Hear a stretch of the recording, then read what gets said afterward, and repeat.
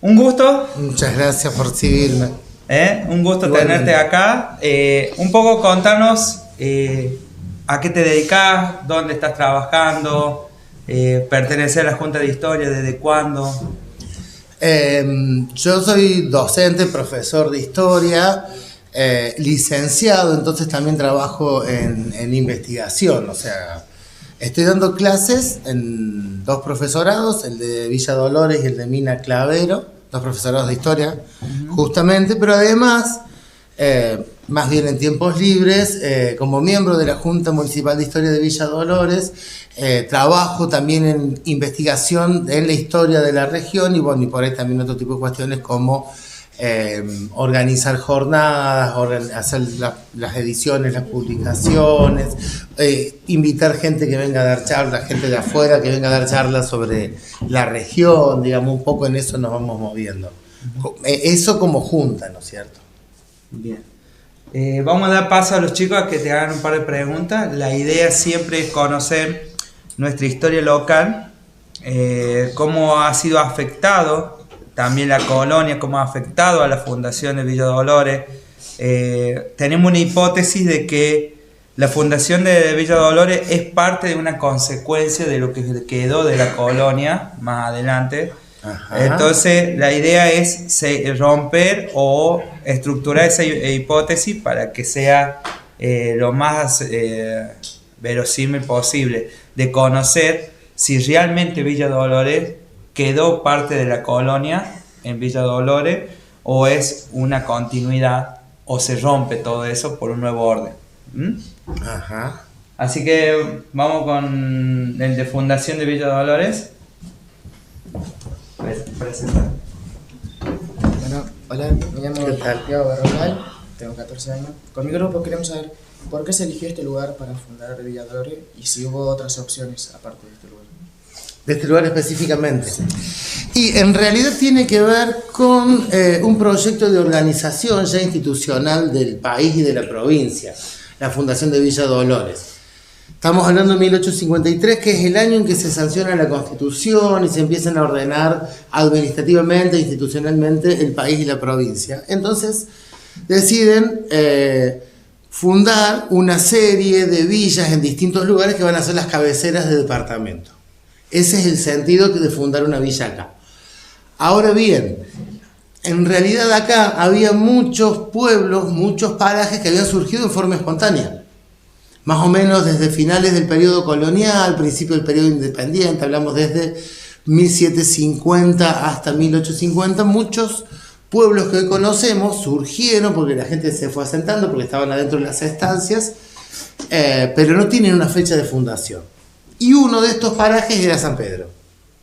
Entonces el decreto del gobernador de Córdoba, Alejo Carmen Guzmán, que un poco la idea también era generar una línea de frontera, porque todavía en aquel momento no había sido la conquista del desierto, estaban los ranqueles, había pueblos originarios cercanos, entonces quieren fundar una villa que sea la cabecera del departamento. Y como ya estaba San Pedro, ordenan la fundación ya legal de la villa de San Pedro.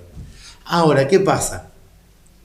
Cuando van a hacer el trazado de una ciudad como la que ustedes conocen, digamos con las calles cuadradas, la plaza al centro y eso, se encuentran con que San Pedro no estaba así. Como nace espontáneamente, la gente empieza a hacer casas al lado del camino y cerca del río, eran más bien senderos que comunicaban los lugares, pero no había cuadras, había que hacer las manzanas. Y ahí los pobladores de San Pedro se oponen. No todos los pobladores, pero sí a los que le iban a cortar las casas, las propiedades con este trazado nuevo. Cuando hicieran las calles, iban a pasar por el medio de alguna casa, iban a separar un patio en dos. Entonces la gente de San Pedro no quiso. Y ahí es cuando se nombra una comisión que busque otro lugar cercano para fundar. Iba a ser el Alto de Castro, pero finalmente deciden que fuese ahora donde está la plaza de Villa Dolores, que eso se llamó en su momento el Paso del León. Y por eso se decide ahí. Porque había que fundarla aquí, porque todavía en ese momento era San Pedro del otro lado del río. Le dijeron, bueno, los vecinos de San Pedro no quieren que les corten las casas, perfecto. La hacemos a la fundación del otro lado del río. Después con el tiempo se terminan separando, incluso porque se separan los departamentos. Esto es anterior a la separación entre San Javier y San Alberto. Entonces ya ahí quedan como dos ciudades separadas. Pero es por eso se decide fundarla donde se funda. ¿Otra pregunta? Y creo que no, nada más. Bien, muchas gracias. ¿El que sigue?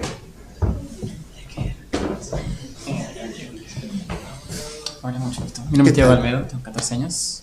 Bueno, yo le voy a hacer Tiago. una pregunta de idiosincrasia. ¿Qué características definen la forma de ser de los habitantes de Villa Dolores?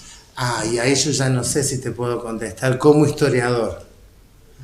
Porque en realidad uno ha estudiado el pasado, procesos, hechos, esta cuestión de cómo es la idiosincrasia o la cultura, me parece pasaría más en todo caso por un antropólogo o un sociólogo, y no conozco estudios sobre el tema.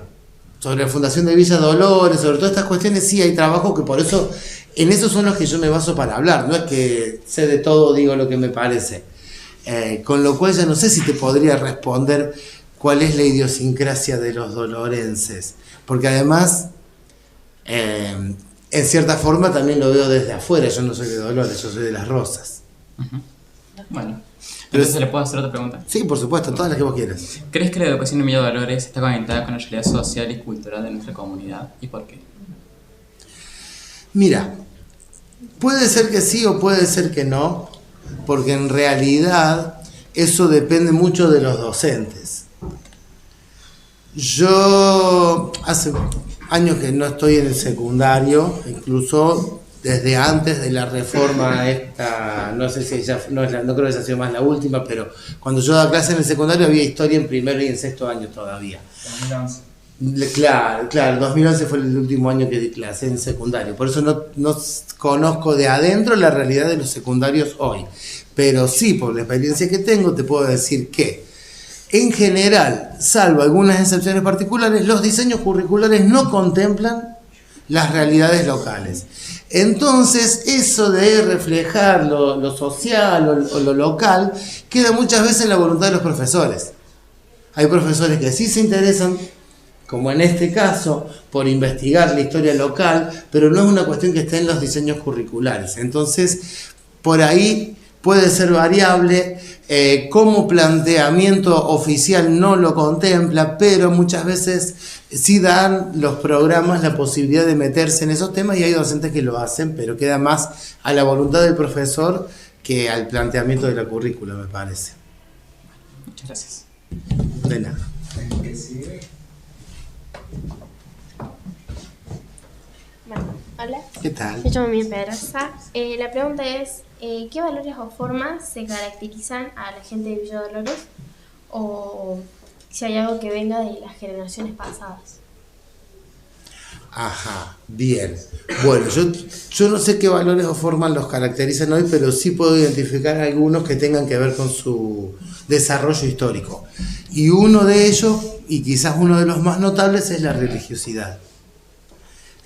Villa Dolores tiene un sentido religioso muy fuerte que se nota en la participación en la iglesia, en las actividades religiosas, y eso tiene que ver sobre todo con este pasado colonial en primera instancia, ¿no es cierto?, donde la religión fue el sentido de la conquista, por lo menos el oficial, venir a evangelizar y enseñar el cristianismo.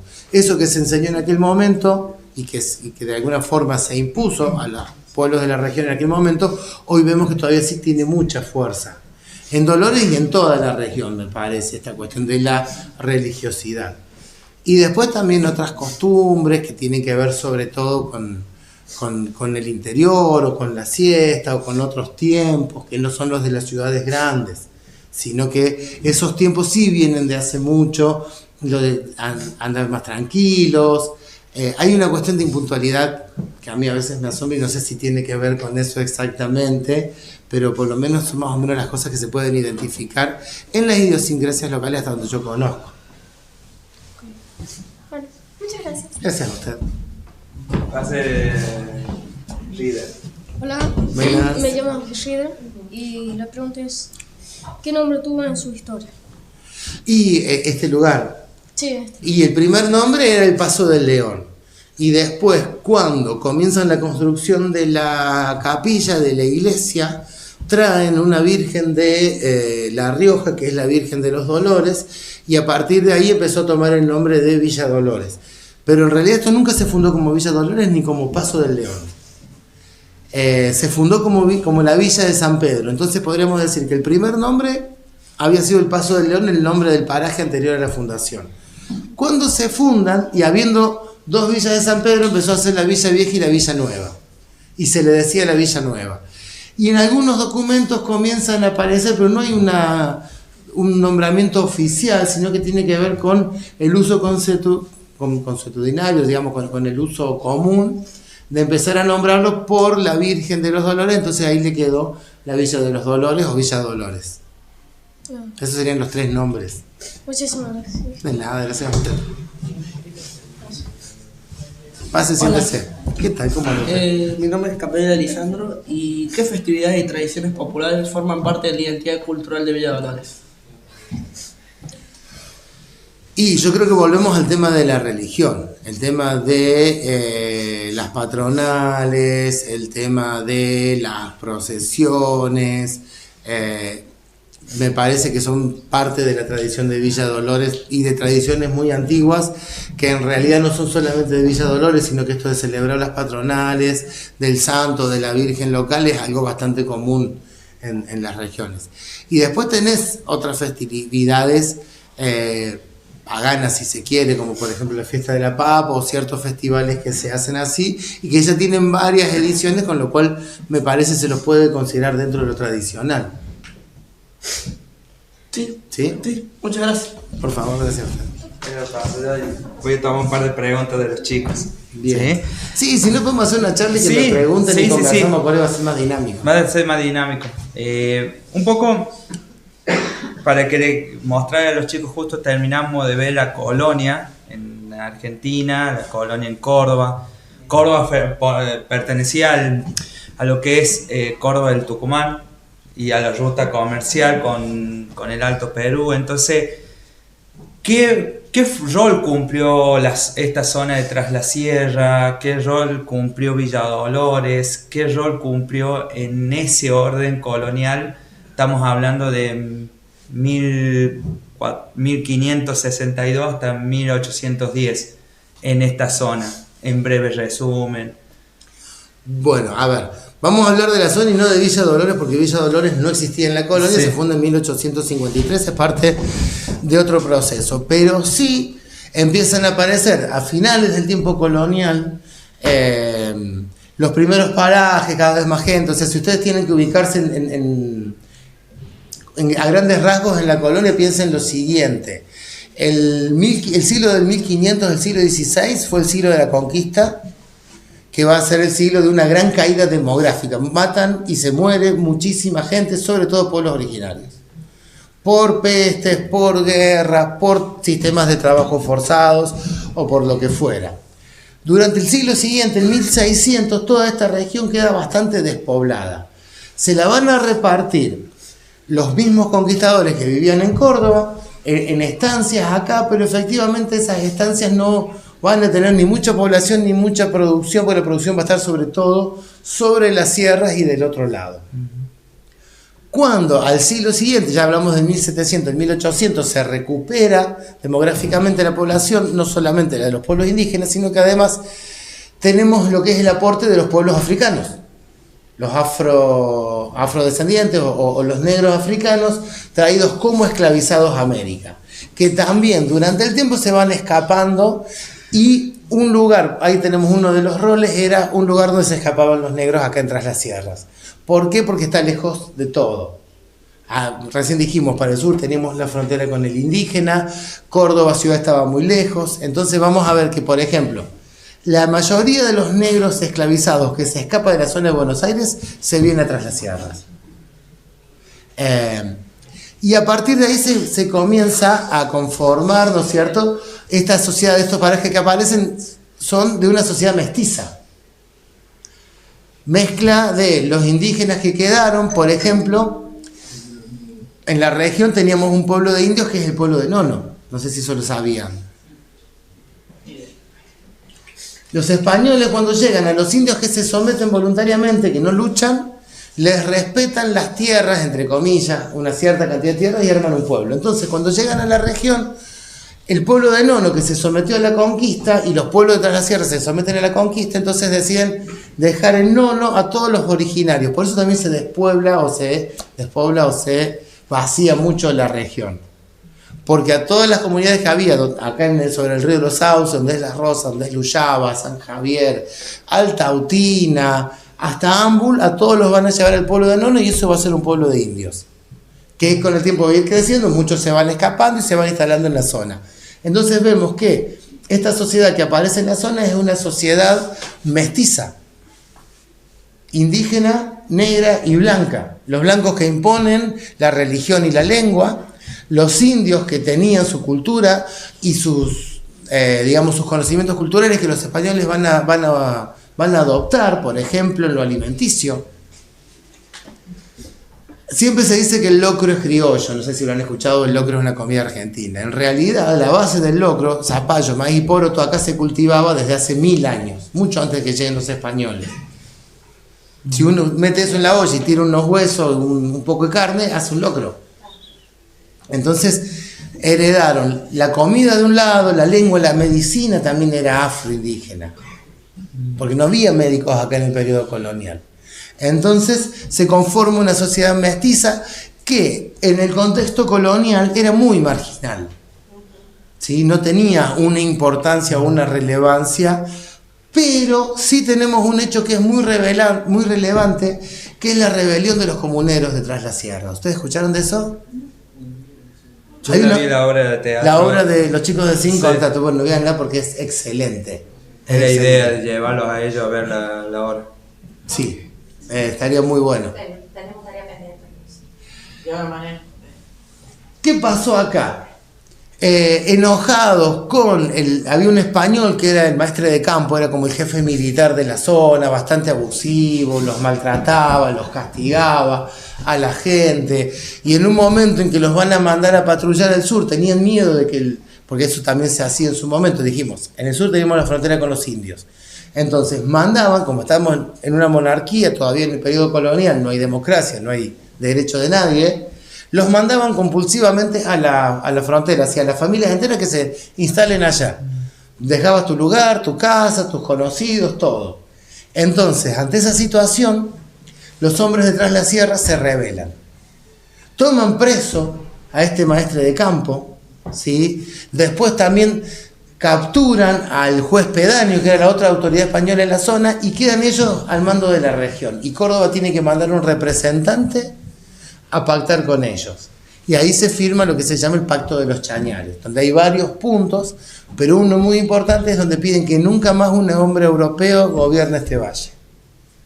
Ya vemos que acá en Tras las Sierras, 20 y pico años, 36 años antes de la Revolución de Mayo, esto es 1774, todavía no estaba ni siquiera creado el Virreinato del Río de la Plata. ¿Sí? Ni siquiera estaba la Revolución Francesa. Ni siquiera estaba la Revolución Francesa, nada de eso. Ya está bien. Revolucionados acá. Y ya había revolucionados acá en Tras las Sierras. Y ya vemos este tipo de demandas, ¿no es cierto? Había otras también, como por ejemplo eso que no los manden a la frontera, que respeten a la autoridad que ellos habían elegido. No que mande el Cabildo de Córdoba a una autoridad, sino que ellos habían elegido a Basilio Quevedo, que era uno de ellos, como jefe. Después esto termina mal, Córdoba termina encarcelando o sea, no cumple con nada de lo que habían pactado, cuando se van a quejar allá los meten presos, y acá hubo represalias con las familias que habían participado, entonces ese movimiento en gran parte se desmembra. Pero tenemos acá en nuestra zona un antecedente importante de lo que después puede ser la Revolución de Mayo, pidiendo justamente que no haya más gobierno de un español. Entonces me parece que en eso sí tenemos un dato de Tras la Sierra significativo en el periodo colonial. Y la zona después de 1810, después del orden colonial, llega 1810, la Revolución de Mayo, nuestra zona, ¿cómo quedó ante esa...? Y queda más o menos igual. En realidad no hay grandes cambios sociales después de la Revolución de Mayo, porque Hay un periodo de mucha inestabilidad política, ya lo van a ver, no quiero spoilear nada, no les digan que les conté el profe de historia, pero después viene la guerra entre unitarios y federales, después de la revolución. Entonces todas estas idas y vueltas van a hacer de que no haya cambios sociales ni culturales muy importantes durante toda la primera mitad del siglo. Recién esos cambios se empiezan a ver después de 1850, por ejemplo, con la fundación de Villa Dolores. ¿Sí? Ahí empiezan a organizar, a administrar. Pero anteriormente estaban muy preocupados, peleándose entre ellos, los grandes mandamases de las provincias, como para pensar en acción social o en alguna transformación en el territorio.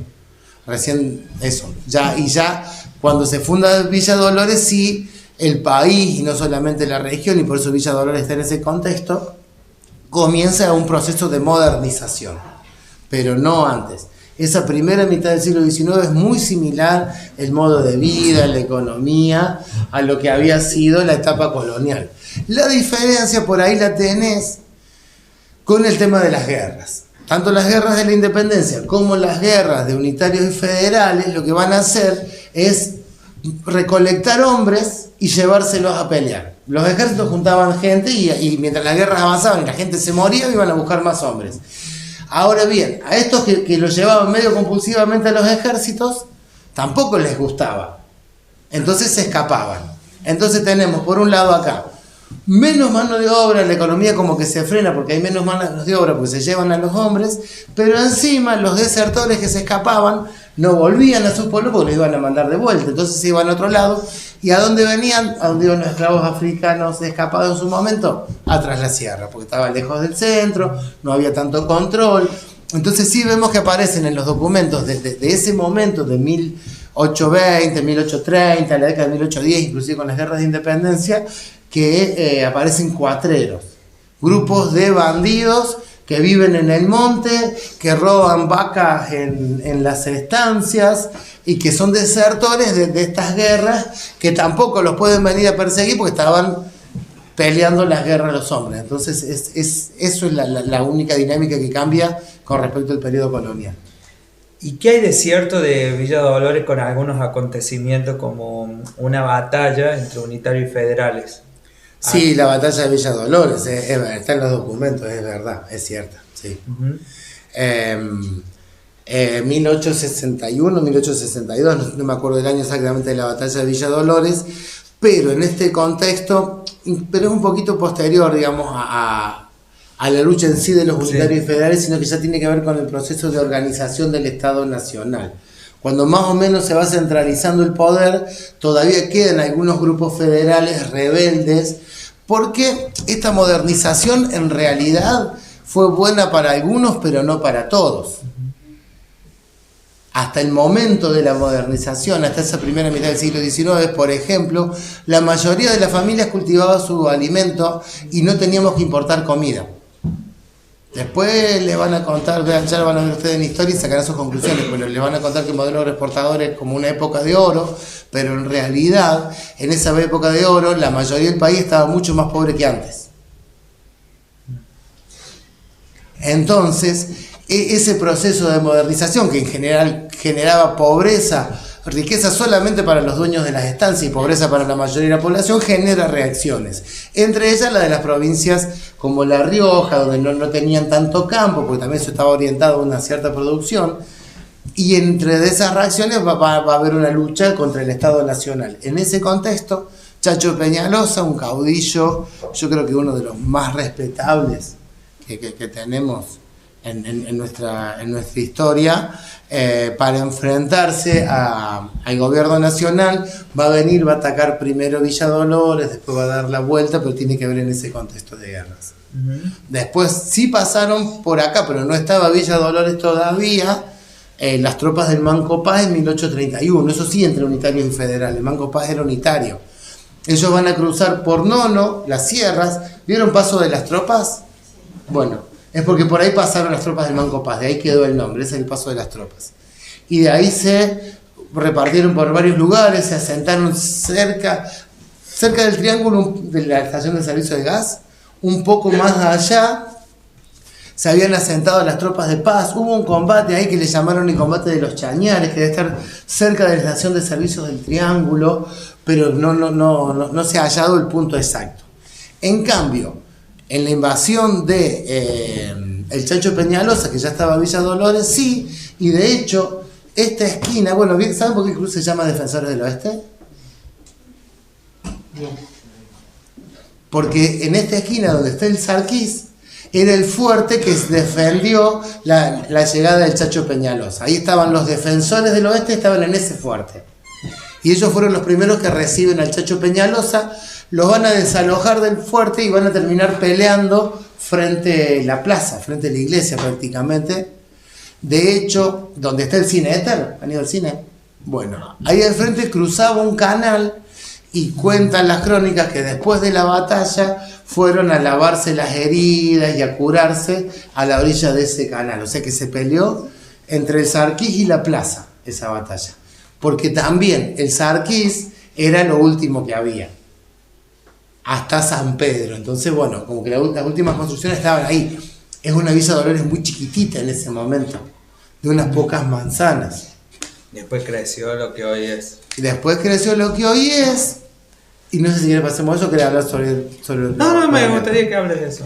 Y después creció lo que hoy es, sobre todo con la llegada del ferrocarril. Ay, queríamos llegar. Hasta la llegada del ferrocarril, la Villa Nueva y la Villa Vieja, San Pedro y Villa Dolores, iban más o menos palo y palo. Cuando llega el ferrocarril a Villa Dolores, coincide con varias cosas, ¿sí? No solamente es el ferrocarril, también es un momento donde cambia, poquito después, este modelo agroexportador y empieza a tener más volumen o empieza a tener más importancia otras producciones que iban al mercado interno. Y además otro tipo de actividades como el turismo.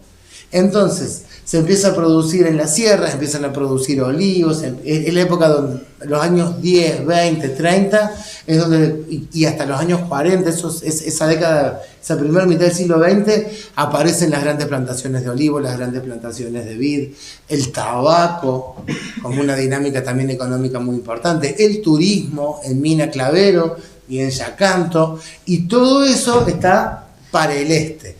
Y toda la gente, por ejemplo, la gran mayoría del turismo que fue a Mina Clavero hasta la década del 80 lo hizo en tren desde Buenos Aires a Villa Dolores y en un colectivo que era la línea Cita en su momento, de Villa Dolores a Mina Clavero. Hasta que no se asfalte y se termine Caminos a Altas Cumbres, no venían turistas en autos particulares de Córdoba prácticamente, sino que mucho turismo de Buenos Aires y era en tren.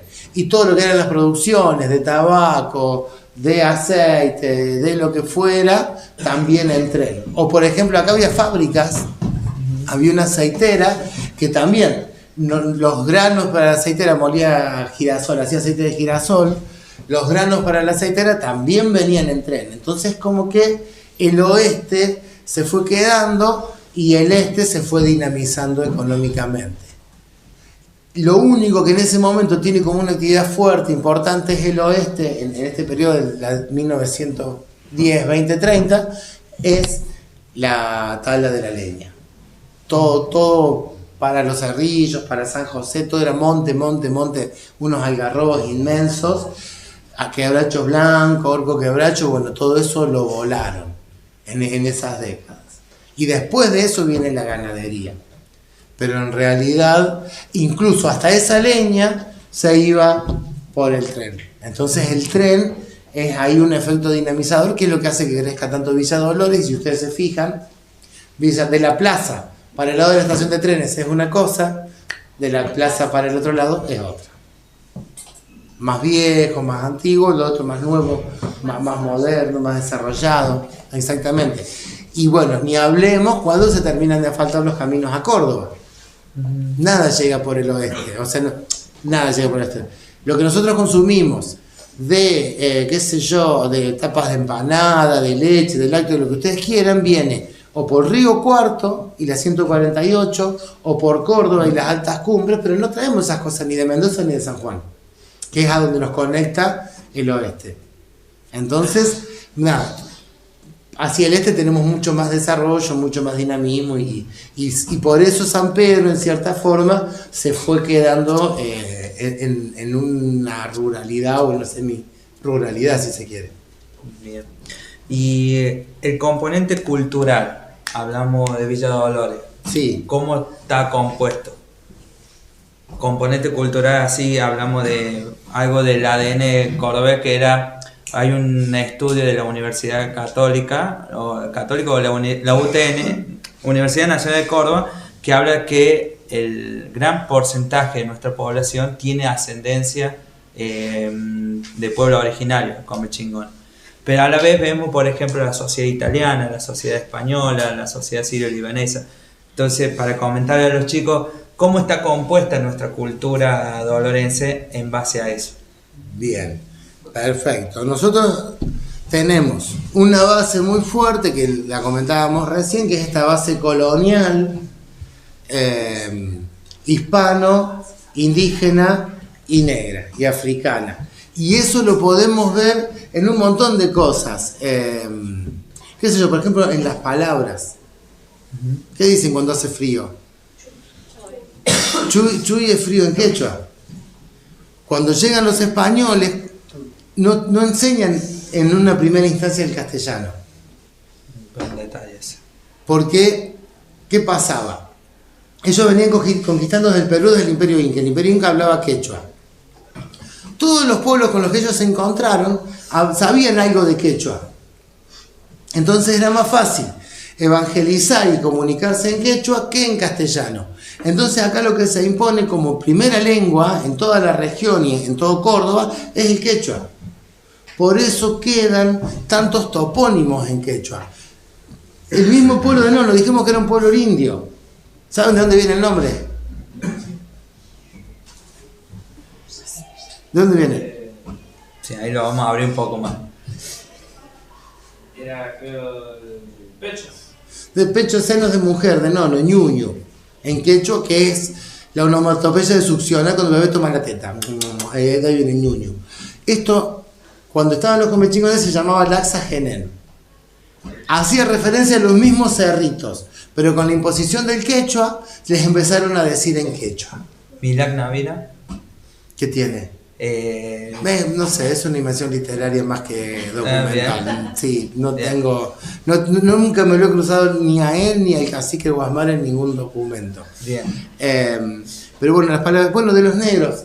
¿Tenés un fibrón por ahí? ¿Lo prestes? Ah, Simboliza a un ave, tipo un pato, mirando para atrás. Vieron cómo dejar la forma del pato, mirando para atrás con un huevo en la boca. Que significa. Hay que conocer el pasado para proyectar el futuro. Esa es la idea de la sankofa. Ahora, ¿por qué está la sankofa? ¿Por qué está en todas las rejas ese símbolo si es africano?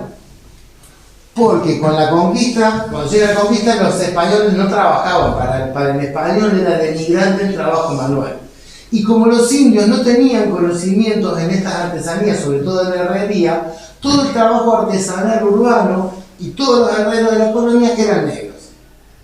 Entonces ellos fueron metiendo su cultura, seguramente sin que los españoles se dieran cuenta, porque no le decían, vea jefe, le voy a hacer un simbolito que significa que es un pájaro leando un ABC. ¿Quiere que le haga un firulete? Sí, vos hacés. Entonces eran símbolos entre ellos.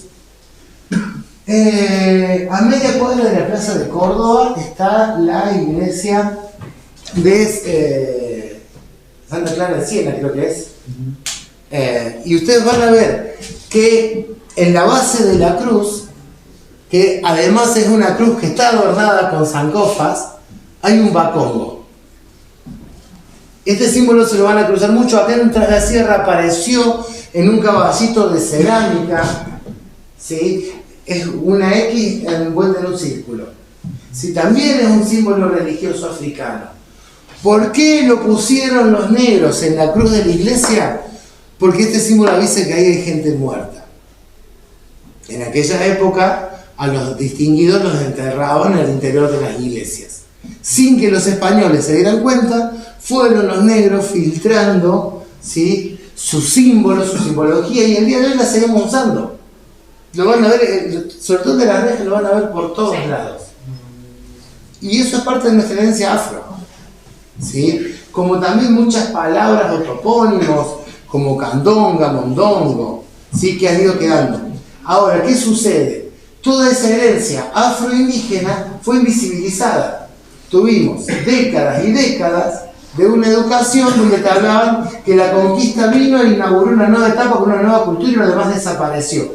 Ustedes son chicos, capaz no lo han escuchado, pero cuando yo era chico te decían, en Argentina no hay indios, en Córdoba no hay indios. Y claro, pasa que también, ¿por qué decían eso? Porque decían, si vos salías a la calle no encontrás a nadie que ande taparrabo y arco y flecha. Y no, igual tampoco hay españoles en España, porque si vas a España no encontrás a nadie con armadura arriba de un caballo. Todas las culturas fueron evolucionando. Recién ahora están teniendo visibilidad las culturas originales. Pero en nuestra región puntualmente, si bien quedan descendientes de originarios, y este es otro tema que hay que tener en cuenta, dijimos el pueblo de indios de Nono, no tenía una cultura distinta a los vecinos de los parajes que aparecían en Las Rosas, o en la Villa del Tránsito, o en lugares así. Era muy similar, eran indios por una cuestión de origen étnico, pero culturalmente se van a mestizar, y los españoles también se van mestizando, y no solamente culturalmente, también biológicamente. Por eso en su momento la corona vendía certificado de blancura. Si uno no era lo suficientemente blanco de cara, iba y compraba el certificado porque la sociedad colonial, y esto es otra herencia de la sociedad colonial, era una sociedad fuertemente racista. Estaba organizados el sistema de derechos y obligaciones en función del color de piel. O mejor dicho, no el color de piel, porque no es que tenían ahí un abanico de colores para medirte, sino por el origen, por el nacimiento. En el bautismo te anotamos quién era tu padre, qué origen tenía tu padre y qué origen tenía tu madre. Si tu padre era blanco y tu madre era blanca, vos podías tener estancias, podías tener casa, podías ocupar cargos de gobierno. Si tu padre era indio y tu mamá era india, vos no podías tener tierra, no podías ser dueño de nada, y tenías que pagar un tributo a los españoles por derecho de conquista. Y si tu papá era un negro esclavizado y tu mamá era una negra esclavizada, vos no eras ni siquiera una persona, eras una cosa que se podía comprar y vender, y se vendían los chicos al poquito tiempo de nacer, como a los terneros cuando los destetaban, los vendían. Sumamente cruel. ¿Sí? Entonces, esa organización queda hasta el día de hoy. Por eso tenemos una discriminación racista que es muy habitual en nosotros, o esa idea de pensar de que no hay más indios o que no hay más negros, pero que siguen estando.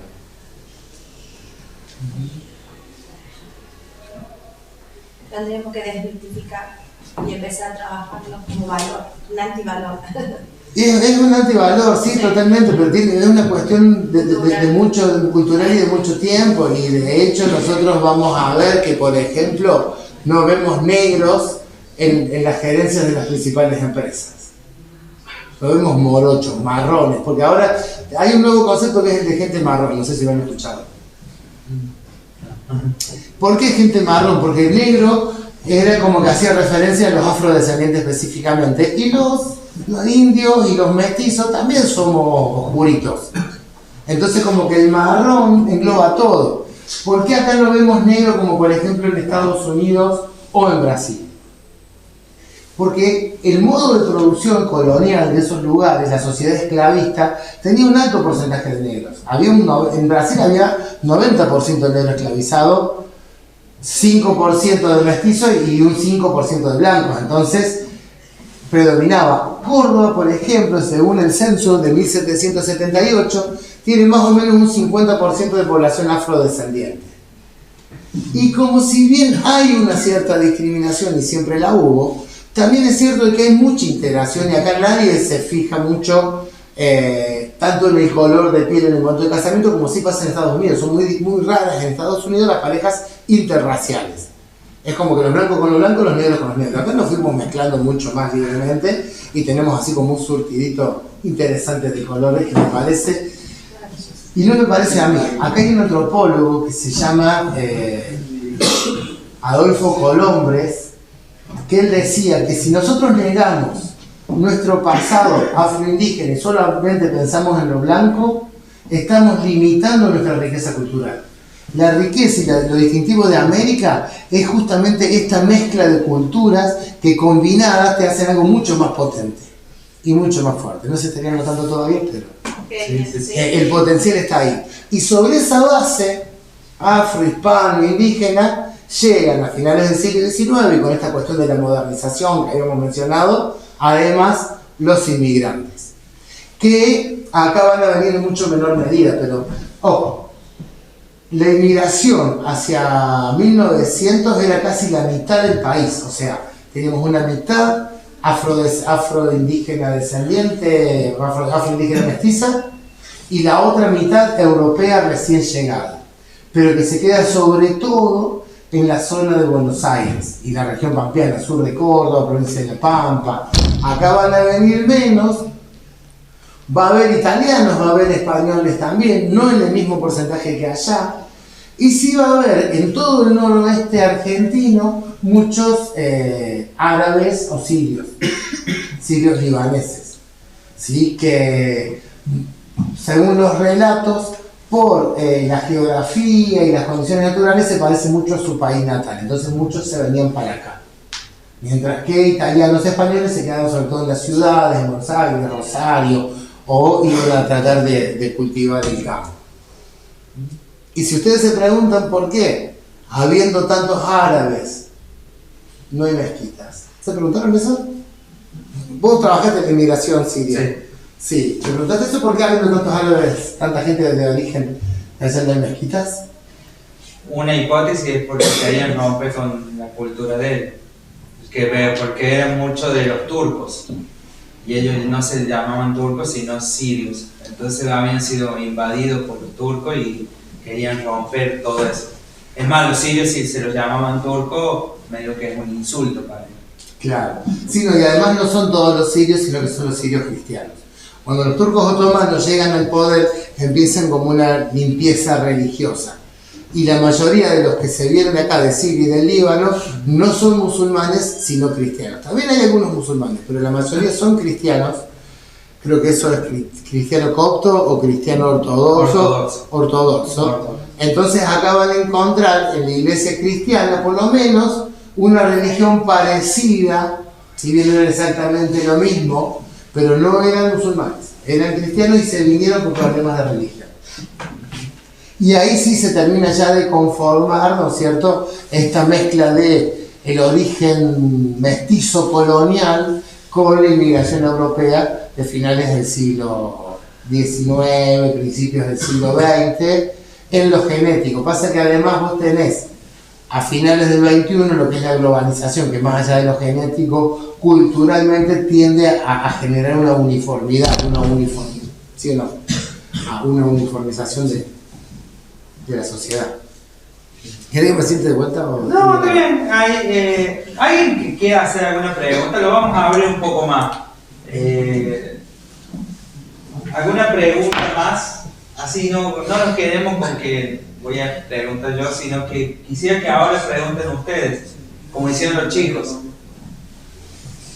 Pregunta, influencia de el cura Brochero con el camino de las altas cumbres, sí, su conexión con la nación. Bien, sí, el cura Brochero fue un personaje muy importante en la región. Se dio que también casualmente en su época de mayor trabajo, un compañero de curso de él, como un compañero de ustedes, fue presidente de la Nación. Ah, muy bien. Claro. Que es Juárez Selma, ¿no? Juárez Selma, sí, Juárez Selma, exactamente. Se me había ido el nombre por un momento. Entonces él ahí iba a Buenos Aires, paraba en la casa de Juárez Selma, en la casa del presidente, y eso le daba la posibilidad de, por lo menos, insistir y meter proyectos entre diputados en el Congreso de la Nación. Él va a tener una obra muy importante evangelizadora en la región, pero además también de darle dinamismo en cuanto a, por un lado, traer gente de Córdoba para lo que era la casa de retiros espirituales, la casa de ejercicios espirituales en la Villa del Tránsito y eso, pero también va a tratar de modernizar, él va a tener esta idea modernizadora de ese momento, de esa segunda mitad del siglo XIX. Entonces va a abrir caminos, va a hacer un poco, vaya generando la base de lo que después va a ser el camino a las altas cumbres. Según la leyenda es el que le dice a doña Anastasia Fabre de Merlo, se considera la fundadora espiritual de Mina Clavero, porque ella es la que hace el primer hotel. Y según se dice, es por recomendación de Brochero que ella comienza a hacer las piezas y comienza con ese hotel, o sea que sería ahí el puntapié turístico de Mina Clavero. Ha hecho acueductos como en el caso de los Chiflones allá en la Villa del Tránsito, y sobre todo, que eso es lo que nunca llegó a concretarse, pero él peleó mucho políticamente por eso, y era que el ferrocarril llegase de Villa Dolores a Soto, pasando por los pueblos de Tras las Sierras.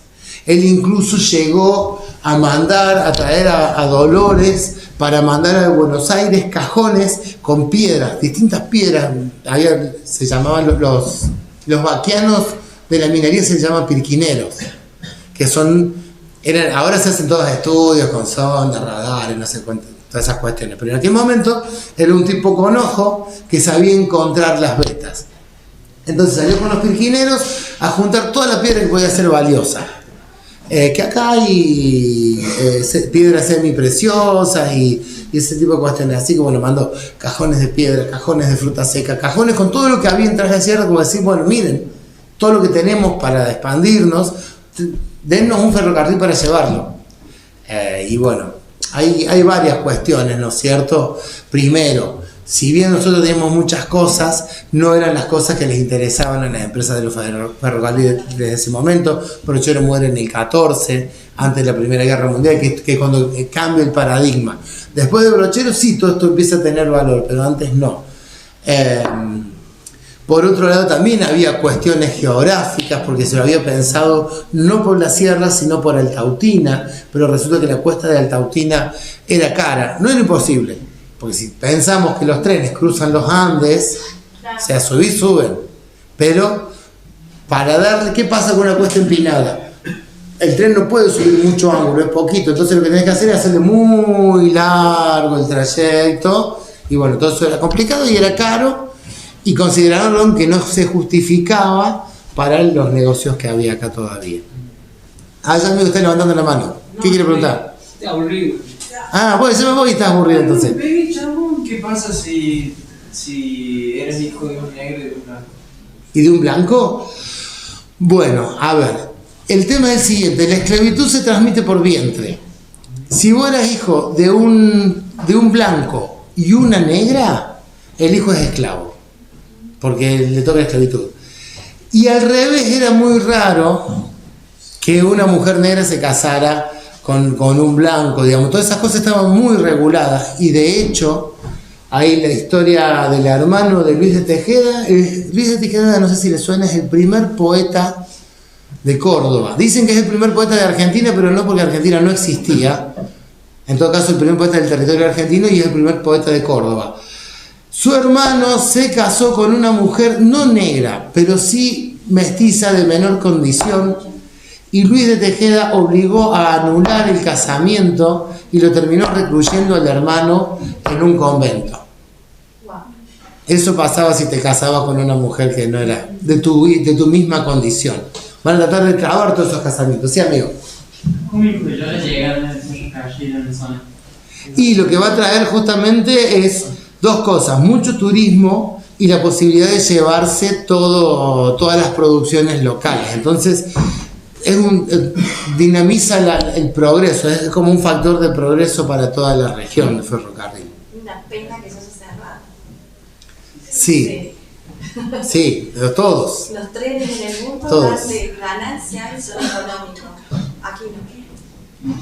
Bueno, no, está bien, pero ojo, vos también tenés, dame un segundito, vos también tenés otra cuestión. No es lo mismo un tren o sea, los trenes de Italia, que tienen el tamaño de Córdoba, que los trenes de Argentina. Argentina tiene una particularidad que tenemos que tener en cuenta, y somos el 8º país en extensión a nivel mundial, pero en realidad tenemos un puñadito de población. Países mucho más chiquitos que nosotros tienen mucho más gente. Entonces, ¿y eso qué tiene que ver? Y que en el costo del traslado, y viaja poca gente para esa inversión que es.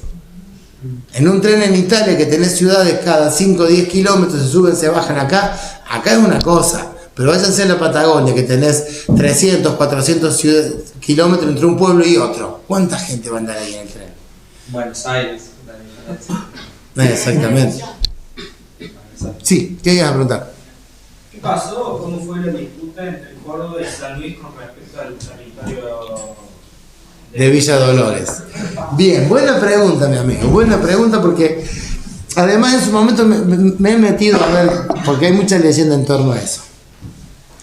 Tradicionalmente, el límite entre Córdoba y San Luis desde el periodo colonial estuvo en el arroyo Piedras Blancas, que es el límite actual. Ahora, todas las poblaciones que aparecen durante el periodo colonial aparecen al borde de la sierra, lo que es Las Rosas, San Javier, Luyaba, Merlo, todas esas. Pero acá no había nada. Esto era campo todavía. Entonces, a principios del siglo XIX, creo que fue en 1813, el primer virreinato hace como una reforma territorial y esta parte del campo, no la parte de no el departamento San Javier, no la parte de la sierra, pero esta parte del campo se la pasa a San Luis.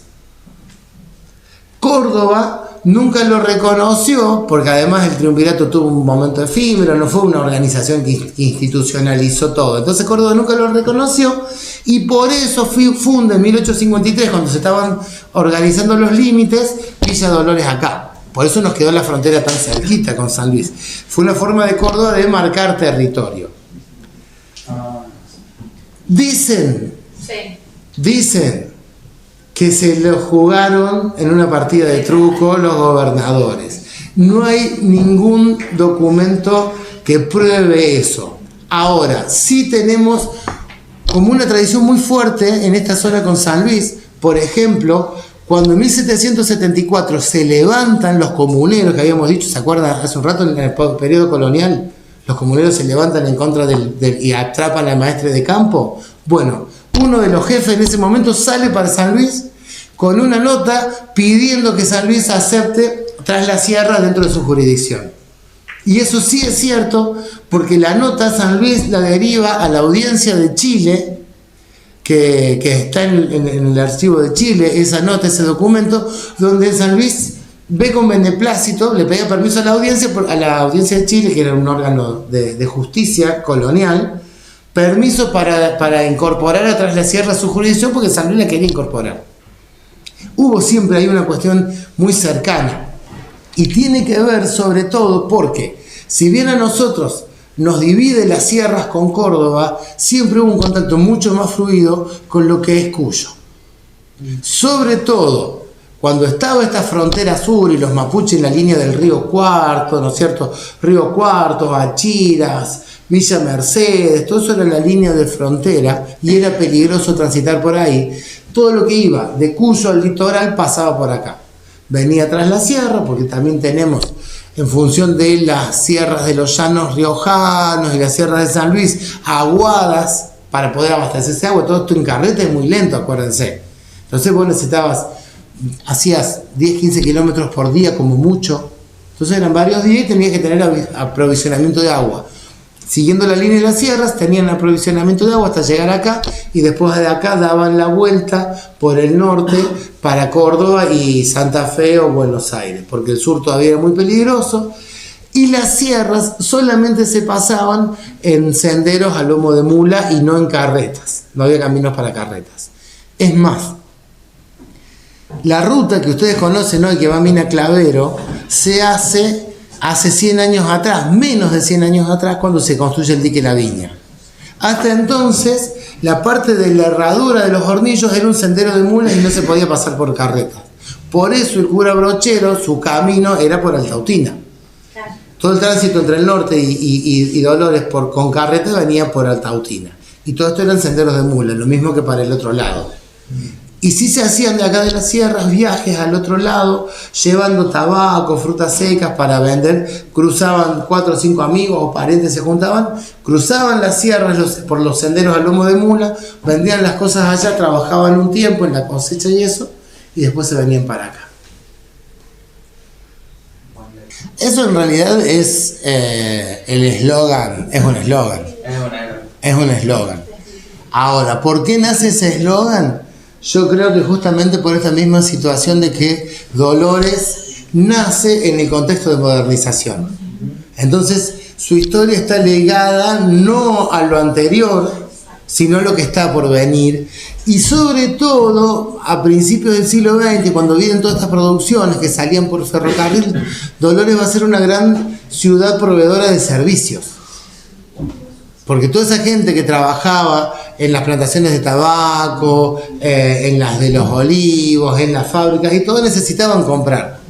Brochero y Mina Clavero no tenían los comercios que tienen hoy. Hasta hace 25, 30 años atrás, ustedes lo habrán, vos sos más chicos también. Hasta hace 25, 30 años atrás, no había, era como Las Rosas, Brochero o Mina Clavero. Era turístico, pero no tenías ferreterías, no tenías corralones, no tenías ese tipo de cosas que tenías solamente en Villa Dolores. Entonces todos lados venían a comprar acá. El GNC. El GNC también, exactamente. Era como el centro de todo, y eso, era como una ciudad que nació en un momento de modernización y mirando al futuro y no al pasado. Por eso es lo del porvenir. Mi amigo. ¿Qué importancia histórica y cultural tiene la basílica en el Señor de los Valores para la ciudad? Y es la que le da nombre. Es más, no solamente es la que le da nombre, es la que en cierta forma justifica la fundación donde se funda. Porque cuando los de San Pedro no quieren que la funden ahí, o sea, no quieren que les corten las casas, dicen, bueno, pongamos el centro, la plaza del otro lado del río. Y se hace un estudio, y el mejor lugar para ponerlo era el Alto de los Falcones, que es lo que hoy conocemos como el Alto de Castro. Estaba cerca del río, tenías agua, era fresco porque estaba elevado. No sé si habrán notado que pasan el Alto de Castro y otra temperatura. Pero ¿qué pasó? El día anterior a que fueran a mandar la nota, estaba reunida la comisión armando la nota para decir queremos que se funde en el Alto de los Falcones. Cae el cura Brizuela, personaje muy importante en aquel momento en la ciudad, con que le habían donado plata y unos terrenos. O sea, terrenos tenían donados en los dos lados, pero además de los terrenos acá en el Paso del León, le habían donado plata para la construcción de la iglesia. Entonces, como habían donado esa plata para la construcción de la iglesia, deciden fundarla en donde ahora está el centro de la ciudad. Si uno se pone a ver el mapa de aquella época, en el plano de aquella época, todos los terrenos los dona doña Justa Arias, pero estaban todas rodeadas de tierras de los castellanos. ¿Les suena el apellido castellano acá? Sí. Bueno, estaba todo rodeado por tierras de los castellanos, que fueron los miembros de la comisión que decidieron fundar ahí Villa Dolores. Entonces acá se mezcla que la plata para la iglesia, que los intereses privados en los negocios inmobiliarios. Pero por la plata para hacer la iglesia, se hace la ciudad donde está. Y por la iglesia que se hace y la virgen que traen, recibe el nombre que recibe. Esa es la influencia de la basílica en Villa Dolores. ¿Y qué tiene que ver la bodega con Villa Dolores? Bueno, fue una más de las producciones, quizás una de las más importantes, la bodega Champaquí, pero había eso, fábricas de aceite, envasadoras de conservas. La bodega quizás en su momento tuvo mucho alcance. El vino Champaquí me parece que era, porque trabajaban varias marcas, pero había una que era como la popular. Eran épocas en donde, ustedes son chiquitos, me imagino que no tomaron vino aún, pero no hace falta que señalemos ya. Pero ahora ustedes van a comprar vino y van a ver que tienen que el Malbec, que que el otro, que el Syrah, que el Merlot, que esta marca. Bueno, en aquellos tiempos no había marcas, no había varietales de vino, era vino de mesa. El vino era una bebida popular. Y la bodega Champaquí y el vino San Javier, creo que era, o la bodega San Javier y el vino Champaquí, fueron muy populares y mandaban muchas cargas a Buenos Aires y a todos lados, digamos. Había una producción muy importante en el valle, y esa es la otra, sobre todo con uvas del valle, de donde ahora está el dique La Viña. El dique se llama La Viña porque ahí había una plantación de uvas, una viña, que era de la bodega y alimentaba esa bodega. Bueno.